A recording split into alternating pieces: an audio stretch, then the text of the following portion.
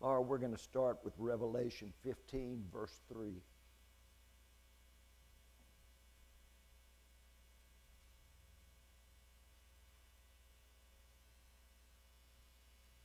Yeah. Just tell me when we're ready, Laura. Well, good evening, everybody. Glad to see each of you here tonight. We're just picking out different topics that we like, and so we're going to be in Revelation 15, verse 3 tonight. We'll also go to Deuteronomy chapter 31. But before I begin, let me say how much I enjoyed Josiah and Stephen Potter's double sermon Easter Sunday morning. It was just terrific, and I'd like to recap just a bit of that from my perspective. Of course, the focus was, from both of those speakers, that the resurrection, the self-resurrection of Jesus. Nobody came and raised him from the dead. He raised himself. That is the premier miracle of the Gospels. And citing Paul's words about it, from Corinthians, if there be no resurrection of the dead, if we're going to discount that, we might as well throw all of Christianity away. Why be a Christian? If Jesus wasn't raised from the dead, we just have another philosophy. I thought that was a good thing to hammer on, and then the double sermon began to shift towards belief. What is belief? Josiah continually was pointing out that the Gospels are evidence that demands a verdict. And so you've got to make your mind up. You've got to decide to disbelieve or to believe. Stephen hammered in on that with the story of the unbelief of Thomas, which is a very interesting little story to me, and he put a couple of twists in it that I hadn't thought of before, which is why you listen to somebody else preach. It's just so all fun. Mad battery. Well,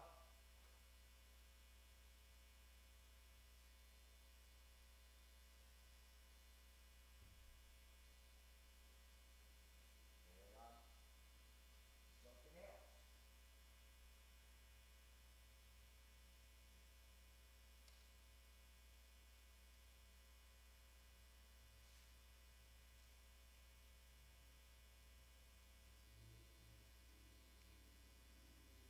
Is there an indicator on it? One bar. 24 with these no shelf making it overwork. Okay.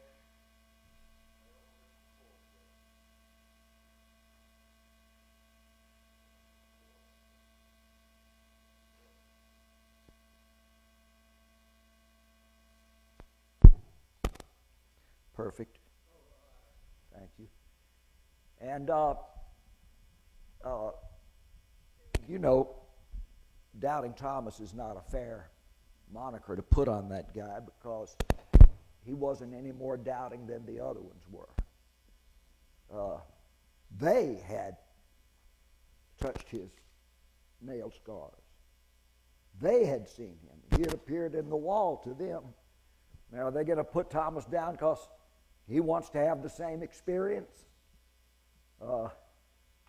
He's not any worse than the rest of them. Except, I loved what Stephen did. He hammered on the way Thomas made his statement. He didn't say, unless I'm a witness to this, unless I see it happen, touch the nail scars, put my hand in his side even. He didn't say, I won't be able to believe, or I can't believe unless I do. He said, I will not believe. And that launched on Stephen Potter's discussion that really got me about the decision not to believe. And he made a couple of points that I will rephrase in my own making, but it just stirred me, and I've been thinking about it ever since. It is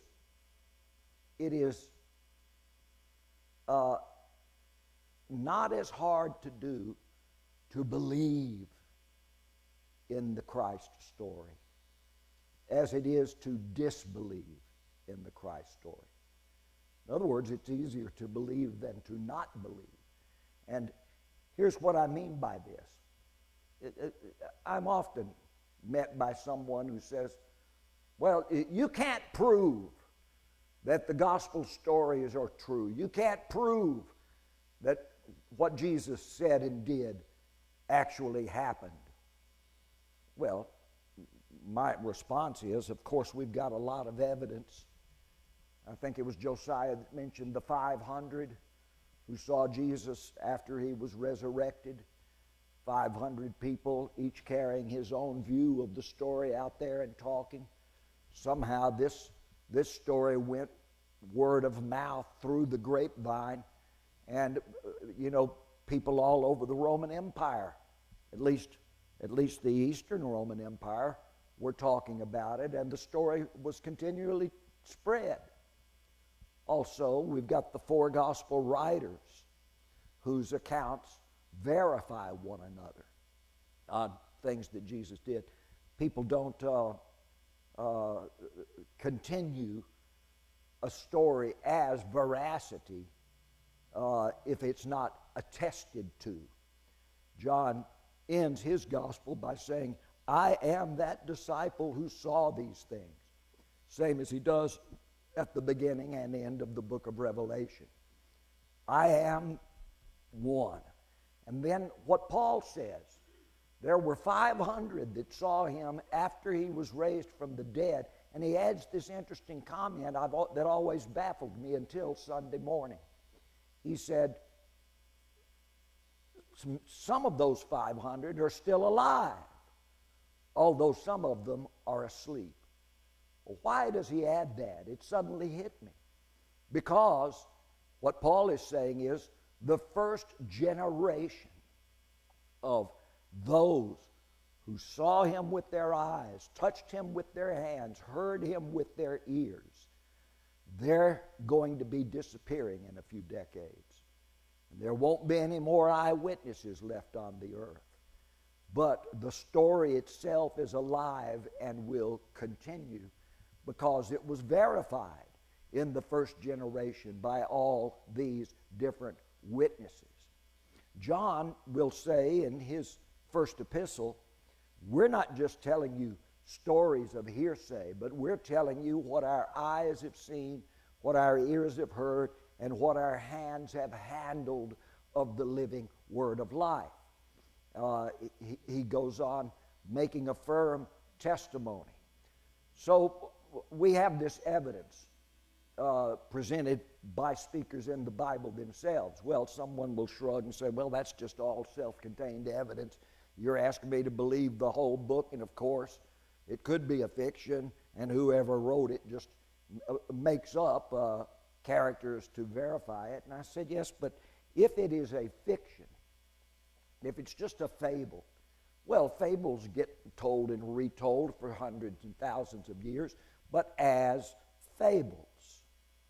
The gospel story, we've got as much evidence that it really happened as we have evidence that Julius Caesar actually lived.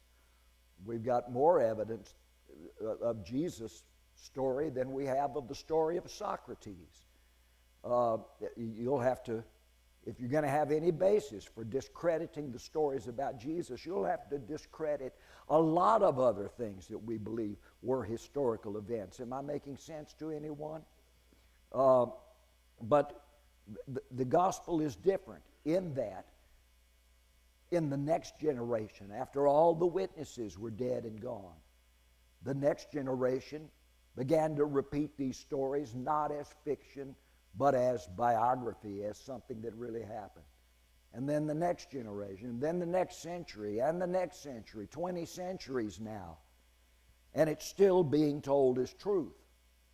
A fable, a little story, is quickly forgotten. There might have been a blockbuster movie 15 years ago that won Academy Awards, but you can't think of the name of it now. Things leave our minds. They catch our interest and emotions for a while, and then we move on to other things. The society of the world never has moved on to other things away, abandoning the gospel of Jesus Christ. So here's the clincher for me. You're asking me to prove to you that the gospel story is real and true. Since you're the one asking, the onus is upon you. Begin by proving that it's not true. Prove to me these things did not happen. And then I'll show you the evidence of not only why I believe they happened, but why humanity still finds this story life-changing and real to them. In fact, can you even bring up one shred of evidence that it did not happen? How would you do that? How could you prove it didn't happen? So begin by disproving before asking me to prove. And I think that Stephen didn't quite put it that way, but it's what came crashing into my mind when I heard it. So it was very good. Any comments on this so far? Well, that's what C.S. Lewis tried to do, disprove. Yeah, to disprove it. Well, others also. I know Josh McDowell, or did know him. His 2 volumes, Evidence That Demands a Verdict, book 1 and 2. And there's another name.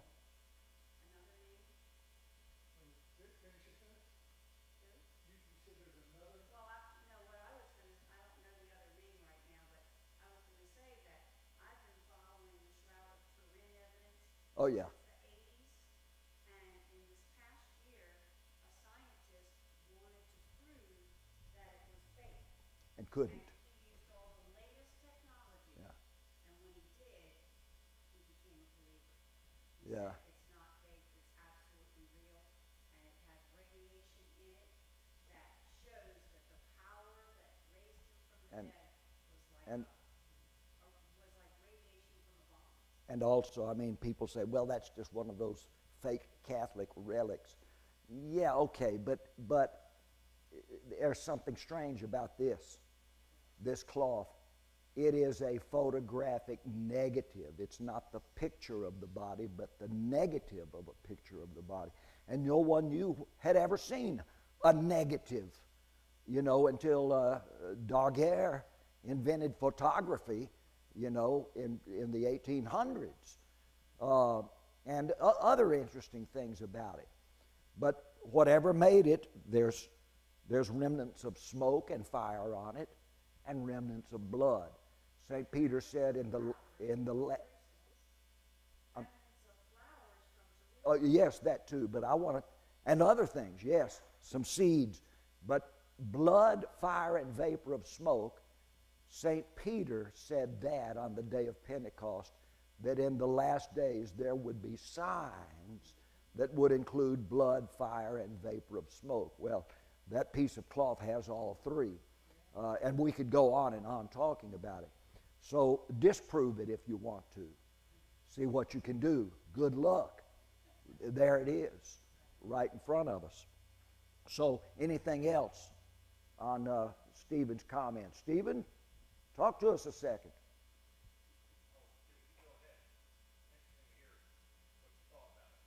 All right.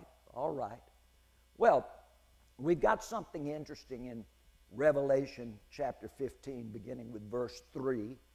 I'm not going to be able to go into every detail of this, but it's something else that strikes my mind. I hope it might strike yours. We've been told that there's this mass of redeemed souls. They're standing on the sea of glass. They're redeemed. They've overcome the wicked one, we're told in the previous 2 verses. And all of this, it talks about they didn't worship the beast or take the number of his name. I don't want to go into all that, so you read it and ponder it. But John writes this. He says, they sing the song of Moses, the servant of God, and the song of the Lamb. Now let's just stop right there. Two different songs. And they sing them. This is what we'll be singing forever and ever in heaven. The song of Moses. Well, what is that? What's the tune to it? Do we know the words to it? The song of Moses. That's what, if we're part of that great group, that's what we'll be singing in heaven, and we ought to be singing it now in our own souls, where our personal heaven is, where Christ is enthroned in our hearts. But the song of Moses ain't enough. Now, I'll get back to it in a minute. We will also sing something called the Song of the Lamb. Now, what are those two songs? I've asked listeners before and Bible students, what do you think the Song of Moses is? And quite often I get the response, well, that's over early in the book of Exodus when they crossed the Red Sea, and Moses and Miriam, she rattles a tambourine, and they sing this victory song. Our God is a great man of war. He's overthrown the horse and its rider in the sea and all this. Yeah, that's a great song, but that's not especially the song of Moses. The real song of that's a psalm that they're singing. And it might be what we sing in heaven, but I don't think so. I think we're going to be singing two songs that juxtapose one another. Both about our salvation, the negative aspects and the positive aspects. Now, I'm on this because I'm following through with something I heard Brother James say a few weeks ago about the severity and the mercy of God. He's quoting Paul, I believe, in the epistle. The Song of Moses. You want to see where it is? Turn in your Bibles back to Deuteronomy. These are Moses' last words, basically. And pardon me just a moment. My book of Revelation is completely coming apart in my Bible. Yeah, I've been meaning to send it to have it rebound, but can't do it without my Bible for that long. In Deuteronomy chapter 31, start with verse 16, Laura. Deuteronomy 31:16. And the Lord said unto Moses, behold, you're now going to sleep with your fathers. That means dead. And this people, after you die, this people will rise up and go a-whoring after the gods of the strangers of the land where they go to be among them, and they will forsake me and break my covenant, which I have made with them. Now, we're going to go on to the next verse, but look at that one just another moment. God is making it definite. He's predicting the future. They rebelled while you were alive and breathing among them, Moses. What do you think they're going to do once you're gone? I'll tell you what they're going to do. They're going to forsake me, and they'll go a-whoring after the pagan gods. Next verse, God's still talking. Then my anger will be kindled against them in that day, and I will forsake them, says God. I will hide. They haven't even done these sins yet. And God's already determined that they will, and here's how He will react. I will hide my face from them. They shall be devoured, and many evils and troubles shall befall them, so that they will say in that day, are not these evils come upon us because our God is no longer among us? Because God's planning to be no longer among them. Now, if you want the fulfillment of that prophecy, read the entirety of 1 Kings chapter 17. the story of the destruction of the 10 northern tribes of Israel. And they're gone. And then you can go ahead and read the last chapter of, it's 2 Kings, chapter 17. And read the last chapter of 2 Kings, tells how Judah was destroyed as a kingdom. Never became a kingdom again. Some of its people came back under the permission of the foreign emperor and rebuilt a state that they called Judah, but they didn't own it. And they didn't own any part of it. They were just allowed to stay there. And they stayed there because they were permitted by the Persian emperor, and then by the Greek emperor, and then by the Roman emperor until Jesus' time. And finally in AD 70, they were driven out. And these are the future events that God is talking about. It's going to be hard. I'll be with them as long as I can stand it. God is kind of saying, I'm going to hold my nose and keep working with these people as long as I can. But they're going to get so foul and so bad that I eventually will abandon them. Verse 18, and I will surely hide my face in that day for all the evils which they shall have wrought, in that they are turned unto other gods. Now, that's just a horrible prediction for God to make, but He makes it. And He makes it definitely, because He's saying, I know what is in them. And I could have gotten it out of them, but they didn't want me messing with them too much. So, Moses, you've just barely controlled them while you're alive. Once you're gone, it's all going to go to seed. He goes on. Now he looks at Moses, points at Moses, verse 19, and he says, now therefore write ye this song for you, and teach it to the children of Israel, and put it in their mouths, that this song may be a witness for me against the children of Israel. And skip down to verse 21. God is still speaking. And it shall come to pass, when many evils and troubles are befallen them, that this song shall testify against them as a witness. For it shall not be forgotten out of the mouths of their seed. For I know their imagination which they go about even now, before I have brought them into the land which I swore. So God's about to give Moses a song to write. Now that's somebody was asking Brother James a few weeks ago. I hope you don't mind my mentioning it again. And you had a discussion with me about it. You know, Brother Pat, I like it when he preaches the New Testament, but when he preaches the Old Testament, he adds a gloomy element to it. Can't he just preach the happy stories from the Old Testament? And I understand. I should be giving the pleasant little parts. And I try to. I'm an Old Testament guy. But in the overarching story, if the Old Testament is about how the nation of Israel came to be after Abraham, Isaac, and Jacob, then it's a failure ultimately. By the end of the Old Testament, there's no longer a promised land. It's not theirs anymore. There's no longer 12 tribes. There's no longer the throne of David with any descendant of David's sitting on it. And I can make a long list. It all goes downhill. People don't like that, but that's what God is predicting right here. And so God finishes talking to Moses.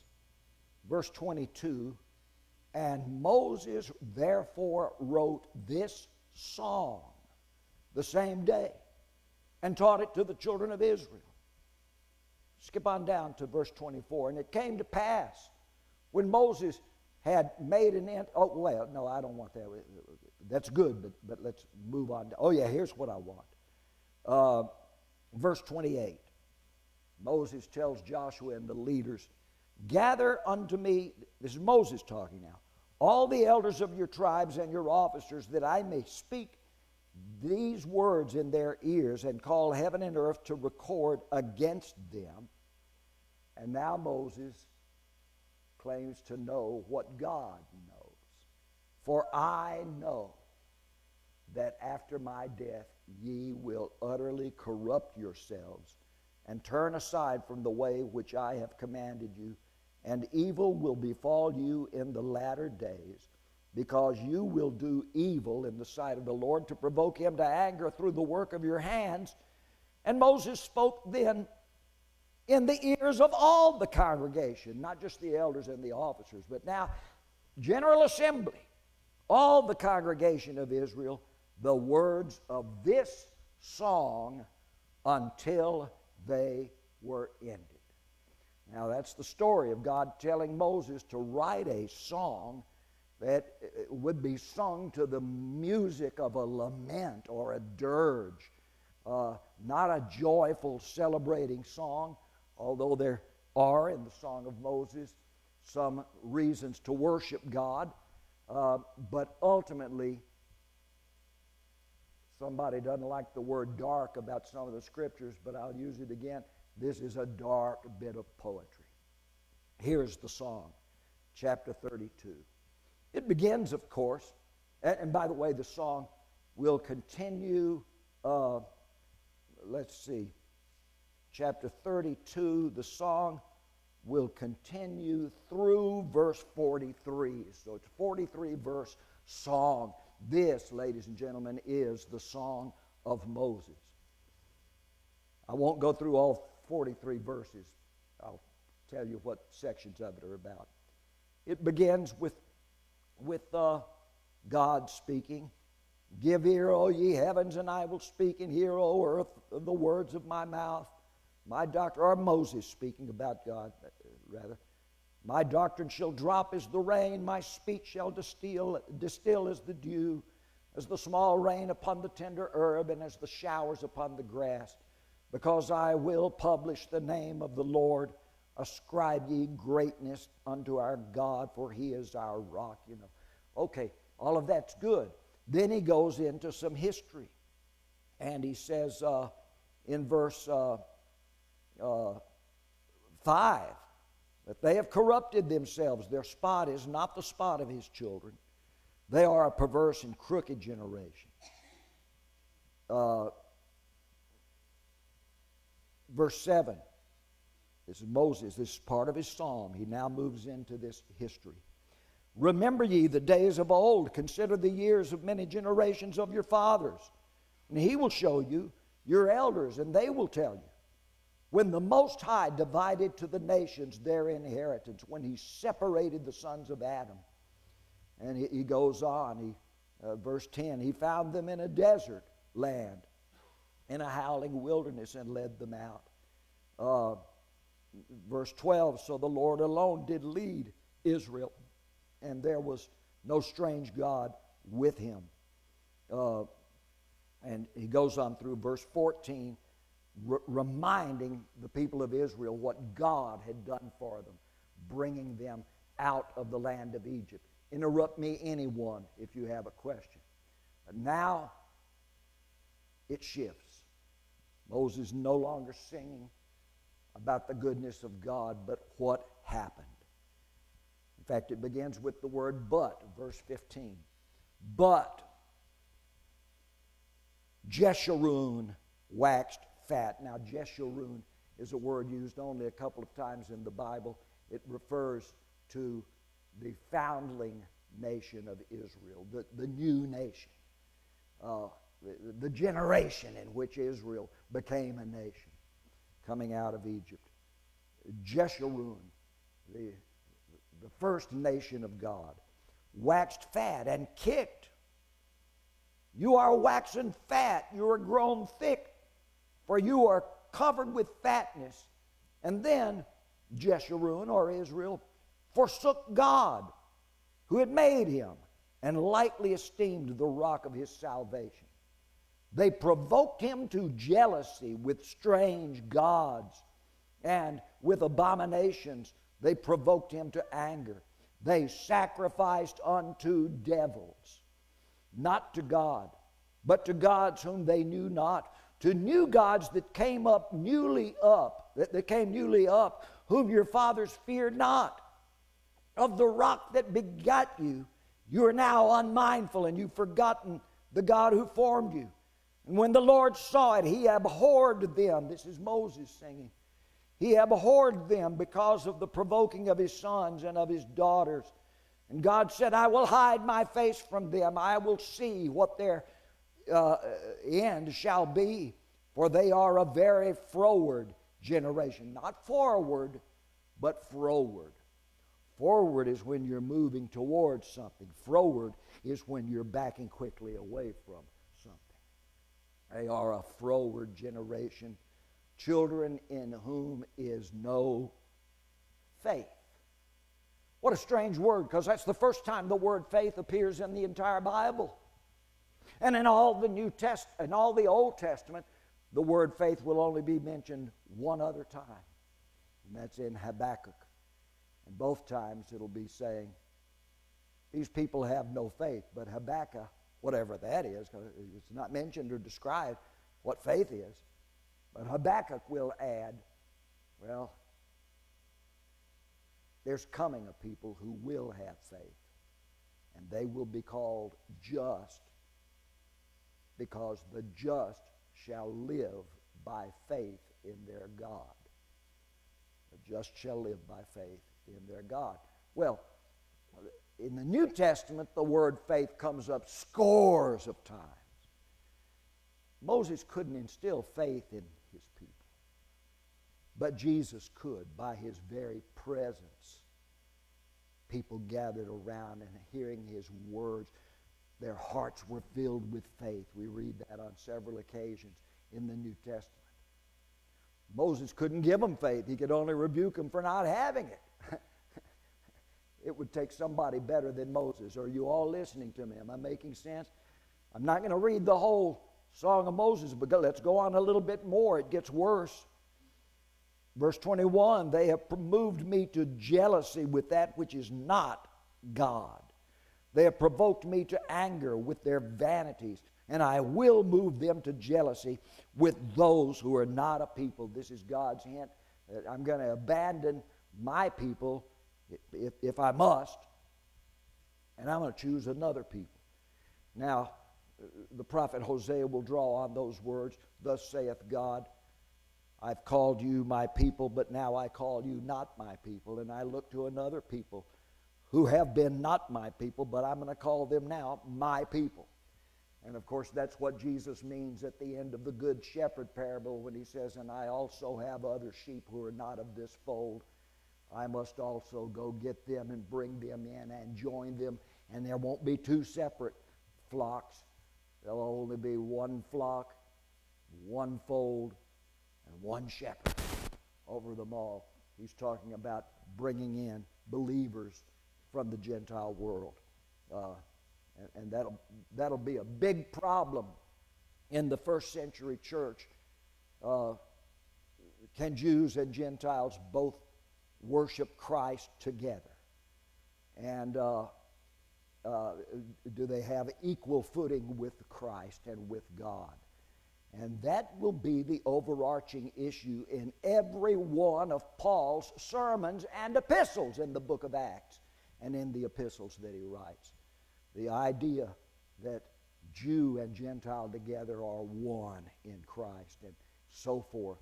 And it's the thing that gives Paul the greatest kickback from Jews who don't want to worship with Gentiles, even Jews that believe in Jesus Christ, but they don't want to believe along with Gentiles. Now, all Jews weren't like that, but here is God saying it way back here in the Song of Moses. I will move them to jealousy with those people who are not a people. And I will provoke them, the people of Israel, to anger with a foolish nation. I'll send in a foolish nation and give them more favor than I'm giving you Israelites. The goblins will get you if you don't watch out, the poet said. For a fire is kindled in my anger, and shall burn unto the lowest hell, and shall consume the earth with her increase, and set on fire the foundations of the mountains. I will heap mischiefs upon them. I will spend my arrows upon them. Now it gets really terrible. This is God saying what's going to happen to the children of Israel after the death of Moses. They shall be burnt with hunger and devoured with burning heat and with bitter destruction. I will also send the teeth of beasts upon them, with the poison of serpents of the dust. The sword without, the terror within, shall destroy both the young man and the virgin, the suckling also with the man of gray hairs.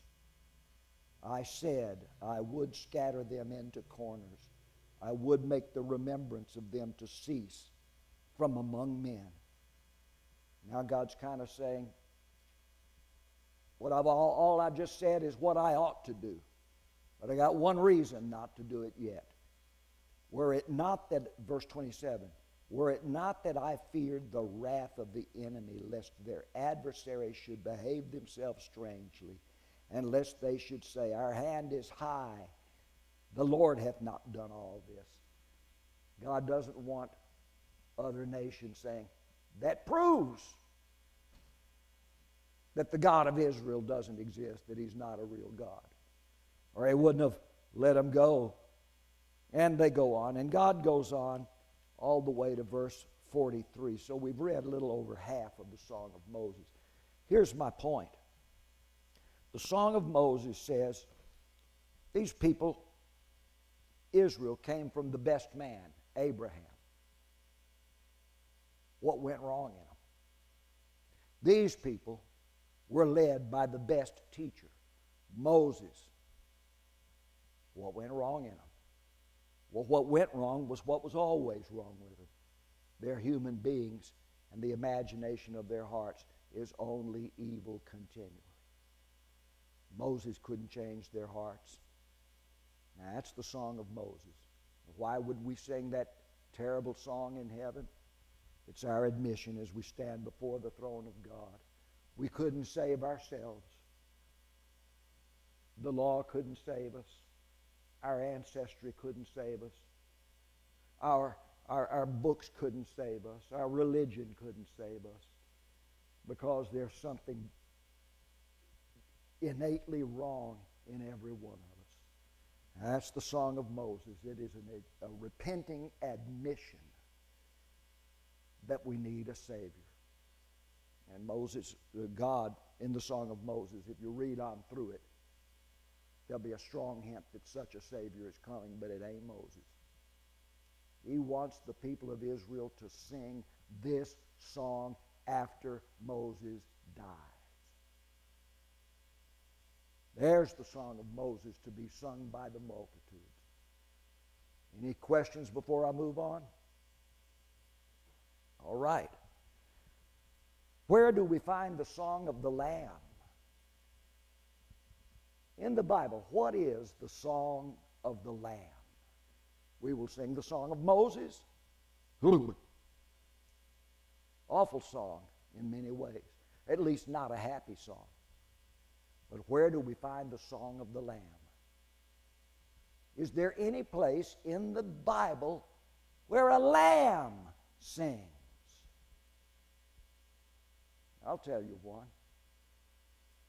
The word lamb is only mentioned 2 times in the book of Psalms. Well, no, I'm sorry. The idea of God as a shepherd is only mentioned 2 times in the book of Psalms. Once by David and once by Asaph. And Asaph proclaims, will not God, the shepherd of Israel, or cry out unto God, the shepherd of Israel. That's what he says. Cry to God, the shepherd of Israel. But in Psalm 23, the speaker is not David, though David writes it. But the proposed speaker in this psalm is a lamb. And the lamb says, the Lord is my shepherd. I shall not want. He makes me to lie down in green pastures. He leads me beside the still waters. He restores my soul. He leads me in paths of righteousness for His name's sake. All of this is in the present tense. Notice this. It's present tense. God is my shepherd. He makes me. He leads me. He guides me. You know, He makes me lie down. He leads me beside still waters. On and on. This is all present tense. Everything said that God does is done in the present tense. And then there's 4 things in the psalm that David does, and they're in the future tense. I shall not want. I shall fear no evil. Goodness and mercy shall follow me all the days of my life. Number 4, I shall dwell in the house of the Lord forever. The Lamb, David, realizes he's got an ever-present God who is presently doing good things. I don't always get them, but the more I'm spending time with my shepherd, the Lord, the more I'm beginning to get them. And one day I shall no longer want, because He is my shepherd now. I shall fear no evil. Doesn't mean I don't fear evil now sometimes, but I'm getting better. I'm learning from Him. One day all fear of evil will be gone from me because I'm walking with Him. Am I making sense to anyone? Go to Psalm 23, Sister Laura, if you will, on the board. Goodness and mercy shall be my legacy. Goodness and mercy will follow me. Not like in the Song of Moses, threats and anger, but goodness and mercy. Personal relationship with this shepherd. Oh, I'm so glad you were able to get a bulk of it up there. And just a little more. Is this interesting talk to you folks tonight? And I shall dwell in the house of the Lord forever. Now, what's He doing right now? Well, He's not only leading me in paths of righteousness for His name's sake, but even if I were to go into the valley of the shadow of death, I will, future tense, fear no evil. For Thou art, present tense, with me. Thy rod and Thy staff, they, present tense, comfort me. Thou preparest before me. You prepare a table, present tense, right now before me in the presence of my enemy. You anoint my head, present tense, right now with oil. My cup runs over right now. It's an overflowing cup, as though He's offering to others. Put your cups under here and catch it. Mine's overflowing. Go on a little bit further. Surely, here's the last 2 statements, and they're both future tense concerning me. Goodness and mercy shall follow me all the days of my life, and I shall or will dwell in the house of the Lord forever. So 4 future tense changes are coming to the Lamb. Not complete yet. Because of 10 present tense things that the Lord, my shepherd, is doing for me. Now, ain't that interesting? That's a good way to look at it. But there's more. The Lamb sings in other ways. Go back to that first block. I want you to notice this. As the song begins, this Lamb is testifying to someone about the shepherd.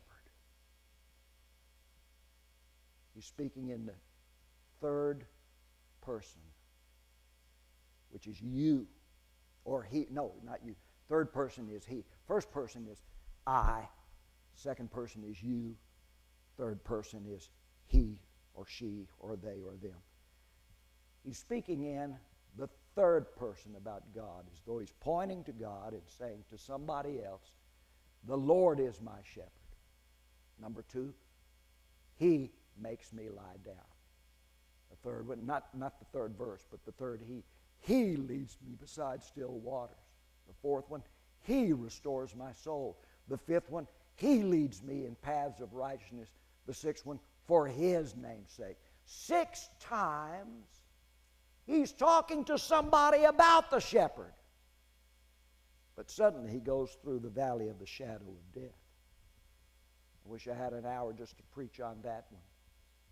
All the times that the valley of the shadow of death is mentioned, especially in Job, but also by Isaiah and who else? Amos, I think. I might be wrong there. It's been a while since I looked that up. But the shadow of death represents the threat of death, the loom of death, the fear of death. Though I walk through the valley of the shadow of death, I will fear no evil. Now, what does he say? For he is with me. No. David the Lamb is no longer talking to other people about God. No more he. David the Lamb now turns in the valley of the shadow of death to be face to face with his shepherd. I think the shepherd has gone out and found his lost lamb and has slung it on his shoulders, as Jesus twice tells, and brings it home rejoicing. And the lamb no longer says he in this psalm, but only you. Though I walk through the valley of the shadow of death, I'll fear no evil, for you are with me. Your rod, let's see, there's you are with me. Your rod, your staff comfort me. You prepare a table before me in the presence of my enemies. You anoint my head with oil. 5 U's. Well, what does this mean? That in the valley of the shadow of death, the lamb has just been following the shepherd. Oh, yeah, he's whoever he is. Like Adam and Eve, just walking around naked in the garden. Just, oh, here it is, picking fruit, and not really considering. But then they go into the valley of the shadow of death, under threat of death, because they eat the wrong apple. And they change. Their eyes are opened. And now they realize, now they sing the song of Moses. We waxed fat. We had everything we wanted. He gave us everything we wanted. But we forgot him. Well, we're not going to forget him now. And Adam and Eve have something done for them when they come out of the woods to face God face to face. What is done for them? They are dressed in lambskins. God makes them coats. This is a high symbolism.